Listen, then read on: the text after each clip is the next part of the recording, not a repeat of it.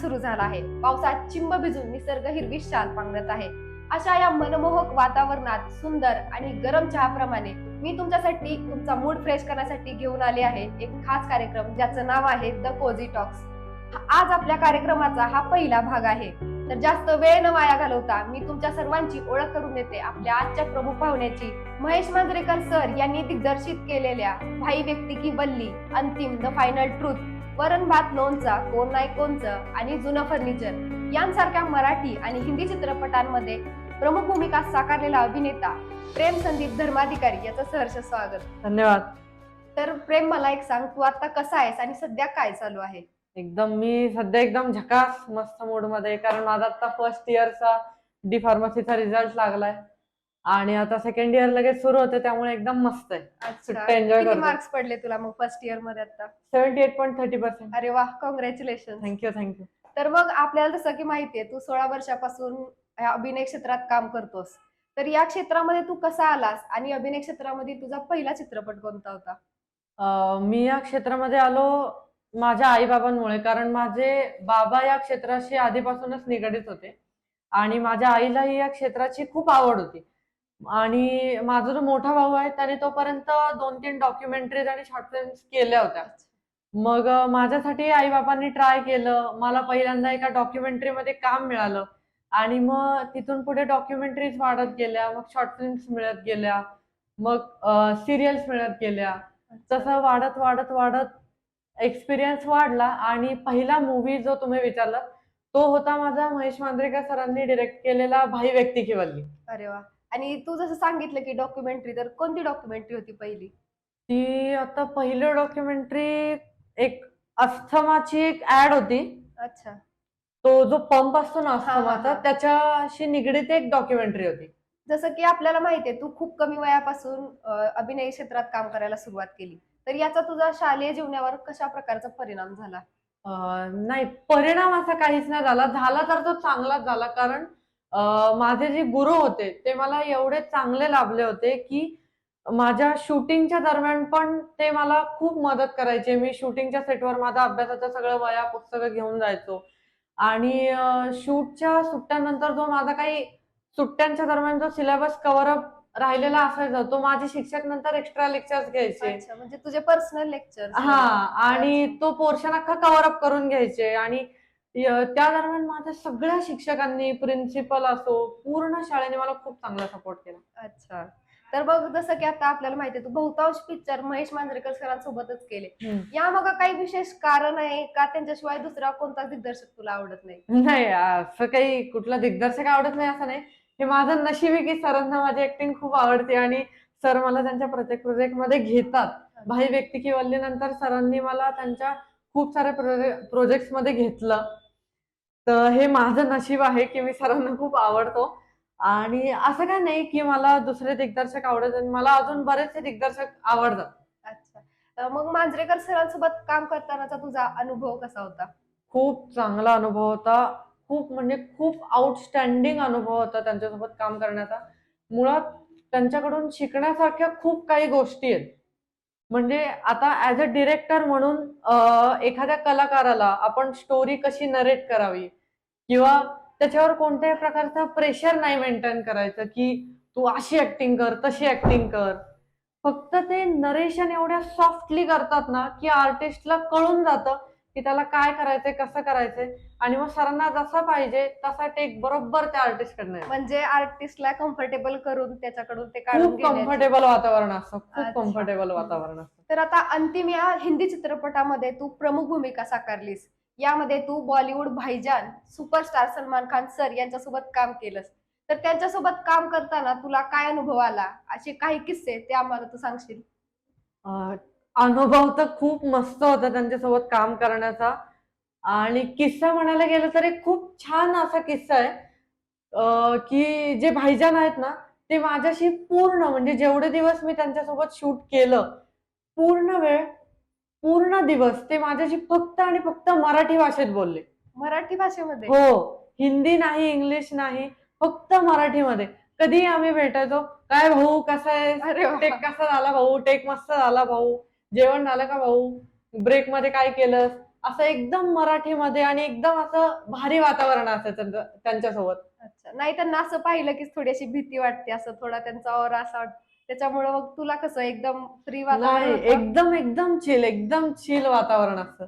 भविष्यात जर मराठी चित्रपट सृष्टीत जर तू एक युवा अभिनेता म्हणून जर उभारलास, तर त्याच्यानंतर तू असं कोणती तुझी इच्छा आहे की आपल्या इंडस्ट्रीमध्ये बदल व्हायला हवेत किंवा काही सुधारणा व्हायला हव्यात? म्हणजे इंडस्ट्री ऍज कुठली, मराठी, बॉलिवूड? दोन्ही इंडस्ट्रीमध्ये. मराठी इंडस्ट्री तर माझ्यासाठी माझी मराठी इंडस्ट्री टॉपला आहे, नंबर 1ला आहे. आणि मला असं वाटतं की माझ्या मराठी इंडस्ट्रीमध्ये काहीही बदल व्हायची गरज नाही, ती सर्वोत्तम आहे. मला म्हणजे बदल असं नाही म्हणता येणार, पण जो पॉइंट ऑफ व्ह्यू आहे की मराठी इंडस्ट्रीमध्ये बदल घडवावा, हा लोकांनी बदलावा असं मला वाटतं. अच्छा. कारण मराठी इंडस्ट्री ही सर्वोत्तम होती, आहे आणि राहणारच आहे. त्याच्यामध्ये काही वादच नाहीये. कारण त्यांच्याकडे ज्या कॉन्सेप्ट असतात त्या खूप युनिक असतात. पण रिलेटेबल. आणि रिलेटेबल असतात खूप जास्त. पण प्रॉब्लेम कुठे होतो की एखादं नवीन प्रोजेक्ट आलं की हे कुठल्या प्रोजेक्टचं कॉपी आहे का, किंवा हे कशाचं रिमेक आहे का. तर आपण आपल्याच मातृभाषेला प्राधान्य दिलं पाहिजे, जे आपण देत नाही असं मला वाटतं. जे आपण दिलं पाहिजे. माझ्यासाठी माझी मराठी इंडस्ट्री सर्वोत्तम. जसं की तू सलमान खान सर आणि आयुष शर्मा सोबत काम केलं, तर त्यांच्यासोबतचा अविस्मरणीय क्षण सांगशील एखादा? अविस्मरणीय म्हणजे एक एक खूप छान क्षण आहे की ज्या वेळेला मी अंतिम शूट करत होतो त्यांच्यासोबत, तर सेटच्या दुसऱ्याच दिवशी मला आयुष दादाचा फोन आला की अरे प्रेम, 4:30 बजे ऊपर हेलीपैड पे आ जा, तेरे लिए एक गिफ्ट लाया है. अरे वा. तर मी शॉट झाल्यानंतर वर त्याला भेटायला गेलो आणि तिथे त्यांनी आणि सलमान सरांनी मला PlayStation 4 गिफ्ट केला. अरे बा. आणि मी त्यांना विचारलं हे काय, तर ते म्हणले की हे आम्हाला तुझी ऍक्टिंग एवढी आवडली आणि तुझा स्वभाव एवढा आवडला की त्यांनी मला PlayStation 4च डायरेक्ट गिफ्ट केला. अरे वा. आणि हे मी जेव्हा महेश मांजरेकर सरांना जाऊन सांगितलं, खाली परत सेटवर जाऊन, तर सर एवढे खुश झाले, ते खूप जोरात वाह असं म्हणाले. आणि ते म्हणाले की प्रेम, हेच तुझ्या कलेचं वाव आहे, हे तुझ्या कलेचं बक्षीस आहे आणि असंच तुझ्या कलेशी कायम प्रामाणिक राहा. अरे वा. ही मग हे माझ्यासाठी तुझ्यासाठी खूप सुंदर अशी म्हणजे भेट खूप होती. भेट म्हणण्यापेक्षा हा महेश सरांचा खूप चांगला आशीर्वाद म्हणता येईल माझ्यासाठी. बरोबर आहे. तर तुझ्या आयुष्यातला असा एखादा टर्निंग पॉइंट सांगशील, तिथे तुझं म्हणजे लाईफच चेंज होऊन गेली? टर्निंग पॉइंट भाई व्यक्ती की वल्ली, महेश सरांचा पहिला होता तो. हम्म. त्यानंतर नाही वरण भात लोणचं कोण नाही कोणचं, अंतिम द फायनल ट्रूथ, जुनं फर्निचर, हे सगळे असे एकावर एक असे टर्निंग पॉइंटच आहेत माझ्यासाठी. ब्लॉकबस्टर्स. हा, सगळेच्या सगळे. आपली ही चर्चा अशीच सुरू राहणार आहे. या चर्चेला अजून मजेदार बनवण्यासाठी आपण आपल्या पुढच्या राऊंड कडे वळूया, ज्याचं नाव आहे रॅपिड फायर राऊंड. या राऊंड मध्ये तुला काही प्रश्न विचारेन, ज्याचं तुला कमीत कमी वेळेमध्ये उत्तर द्यायचं आहे. ओके. मराठी आणि हिंदी चित्रपट क्षेत्रातील 5 आवडते अभिनेते कोणते? तशी लिस्ट खूप मोठी आहे, पण आता विचारले ते सिलेक्टेड सांगतो. लक्षा मामा आहेत, अशोक मामा आहेत, सचिन पिळगावकर आहेत, महेश कोठारे आहेत, महेश मांजरेकर सर आहेत, दिलीप प्रभावळकर आहेत आणि अजून भरपूर आहेत, पण तुम्ही 5 विचारले. मराठी इंडस्ट्री की बॉलिवूड इंडस्ट्री? तसं तर मला म्हणजे साऊथ पण आवडते, पण आता ऑप्शन दिले म्हणून मराठी इंडस्ट्री. अच्छा. तर बघ, तुझं आवडतं सुट्टीचं ठिकाण कोणतं? गड किल्ले. जसं की तू सांगितलंस की गड किल्ले हे तुझे सुट्टीचं ठिकाण आहे, हम्म. तर असं काही तू गड किल्ल्यांबद्दल सांगू शकशील जे काही लोकांना माहित नाही? आता विचारलं ते म्हणून सांगतो. हा जो प्रश्न आहे, हा मला माझ्या दादाने सांगितला, ज्याच्या महानाट्यांमध्ये मी काम केलं, शिवशंभू शाहीर, महेंद्र वसंतराव राजे महाडिक.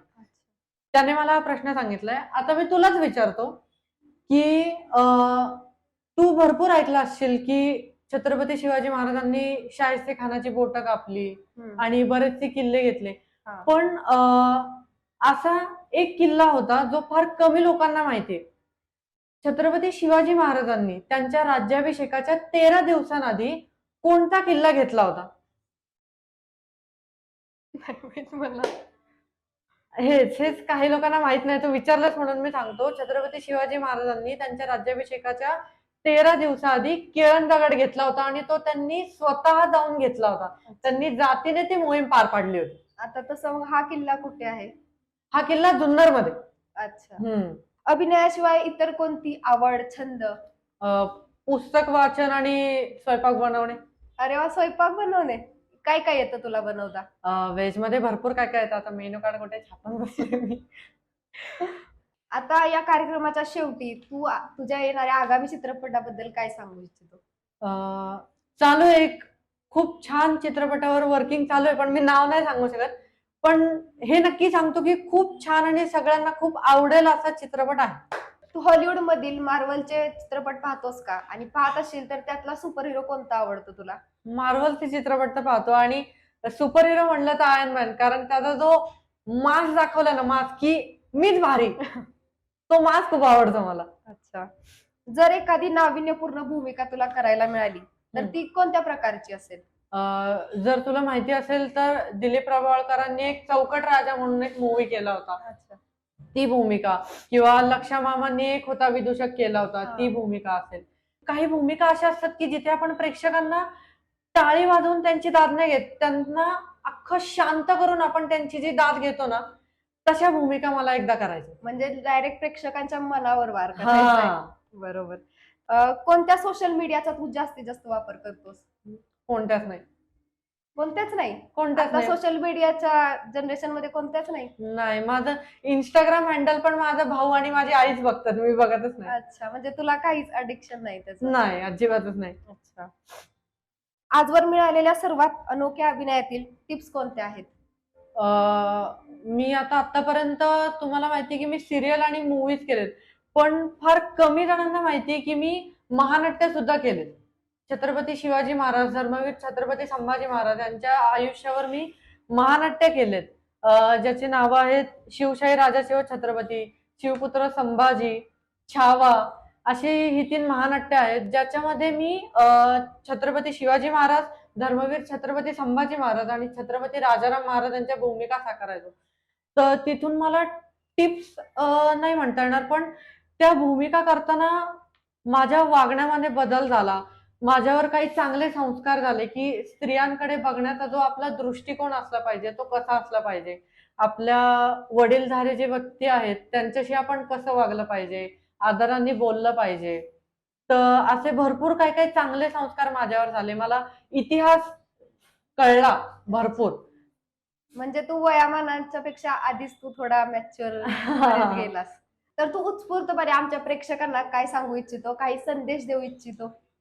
संदेश तर नाही, पण मी उत्स्फूर्तपणे हे सांगणार आहे की एवढी वर्ष जे तुम्ही माझ्यावर प्रेम दिलंय, जो मला आशीर्वाद दिलाय, तो असाच आयुष्यभर माझ्यावर तो आशीर्वाद आणि ते प्रेम कायम राहू द्या, बस एवढंच.